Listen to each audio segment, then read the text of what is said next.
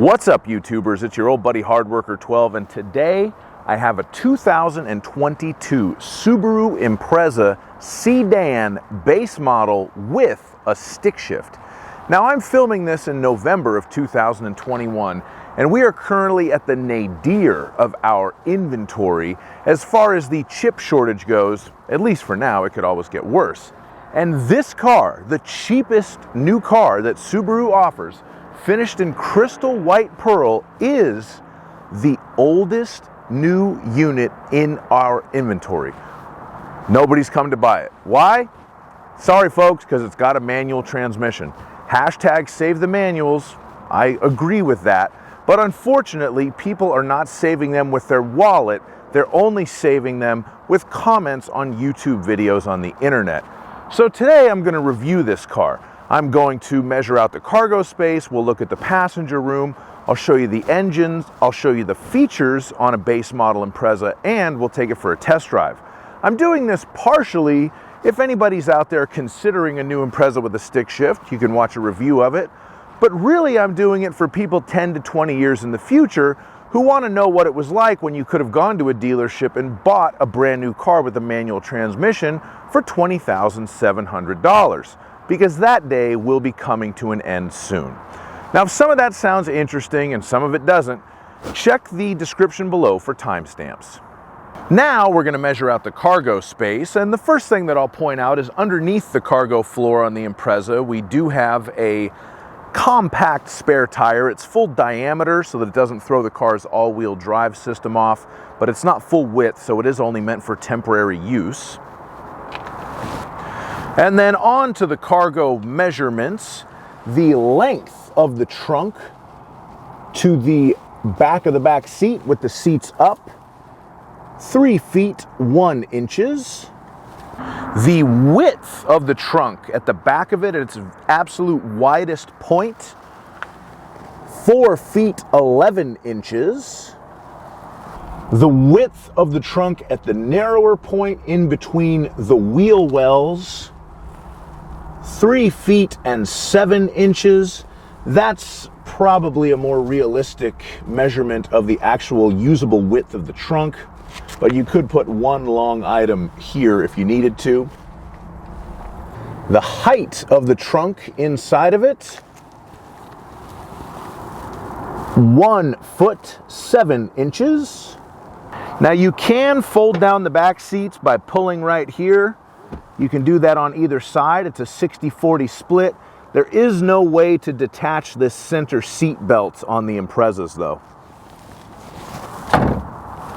So the length of the cargo area from the back of the trunk to the back of that front seat, with the back seat folded down and the front seat all the way back, 5 feet 4 inches. And if you need to lift something from the ground up into the trunk of the 2022 Subaru Impreza, you're going to be lifting it about 2 feet 3 inches. Now we're going to have a look at the passenger room. And for this, I like to use myself. I'm 6'5", so let's see if I can sit behind myself in a Subaru Impreza.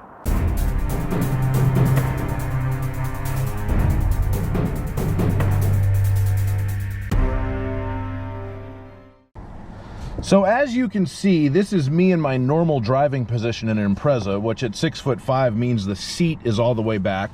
But I do have enough room to drive the car. I actually own an Impreza. It's not a stick shift. And technically my sister drives that car, but I have driven it many, many miles. So I'm comfortable up front in the driving position. And if I get in the back, I fit barely. My knees are up against the back of the seat. I barely have enough headroom, but overall for a compact sedan, you do have good room in an Impreza. I am a bit of an extreme case because not everybody's as tall as I am. Now we'll have a look under the hood, and just like every Subaru, the Impreza does have a boxer engine. In this case, it's the FB20, a 2-liter horizontally opposed 4-cylinder. This one has 152 horsepower and 145 pound-feet of torque. and it does have direct fuel injection for improved fuel economy and better throttle response.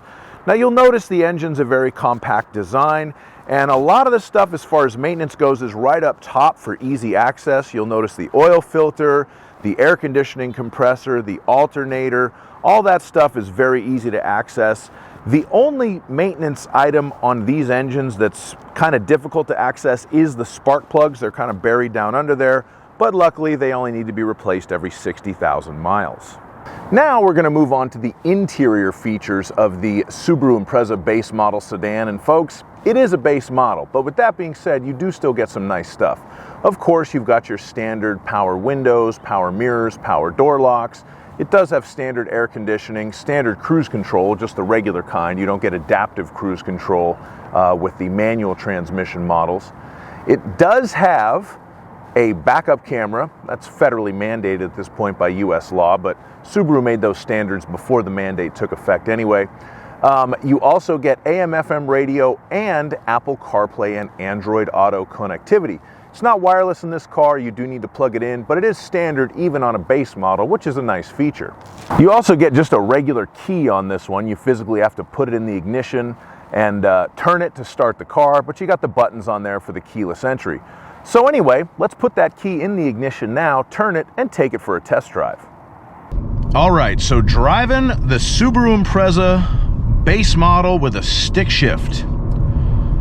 The first thing I'll say about this and all new Imprezas is the ride is very smooth as far as a compact car goes. I really do like that about them. The shifter on the manual transmission Imprezas is nice. I'm definitely biased towards Subaru. I've had 6 of them. Even I will admit that the shifter in a Honda Civic is a little bit slicker than the shifter in the Impreza, but the Impreza is not bad.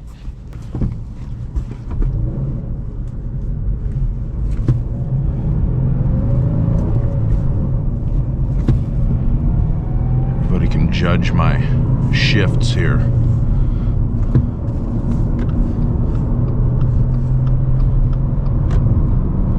Now this is a brand new car, so I'm not going full throttle.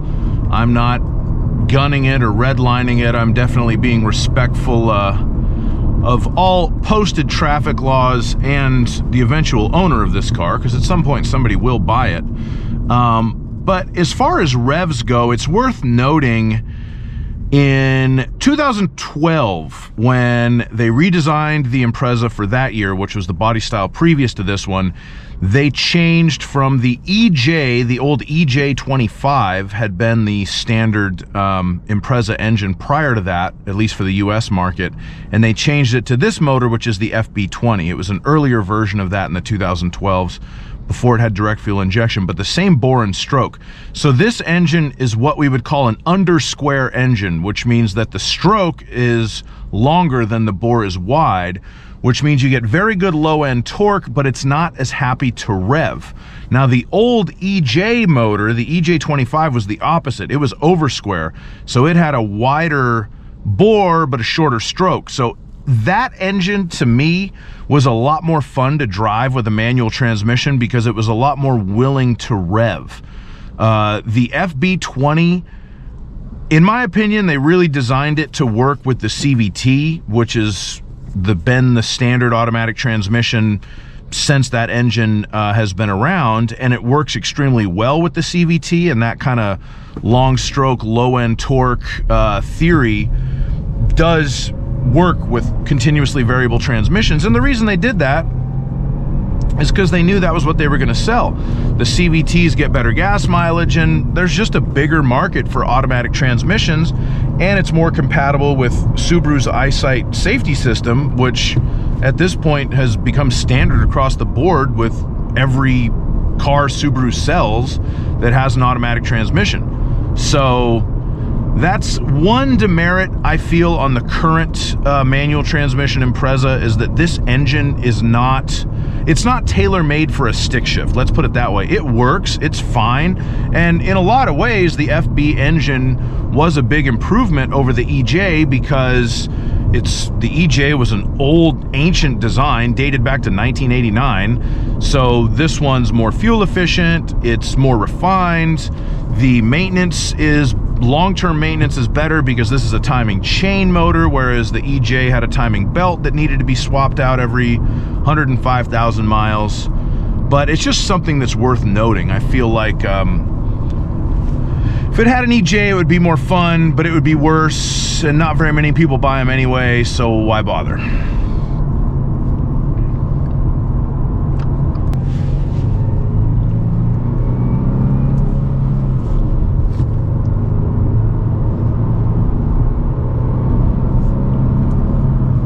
You do get a little bit of rev hang with this engine as well, which was something that the EJs never did. But let's merge it onto the freeway. The Civic may have a little bit nicer of a shifter than an Impreza, but no one will ever convince me that it handles better than an all-wheel drive Subaru, even on a dry road.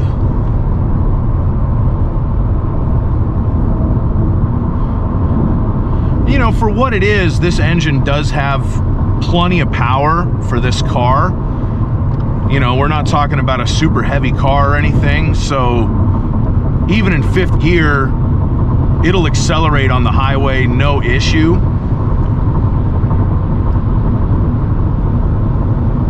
And even on the suboptimal freeways of Southern California, ride still remains relatively composed. Just a nice little car to drive, and I mean, I think the MSRP on this one's $20,700, and that includes the auto-dimming mirrors and the all-weather floor mats and all-wheel drive and everything else, so it's a great value too. But like I said, oldest new car in inventory. Come buy it. It's looking for a home. Thank you so much for watching my video. I hope you enjoyed it. If you did, please like and subscribe. And if you didn't, please also like and subscribe anyway. I don't really care if you like it. I just want you to watch.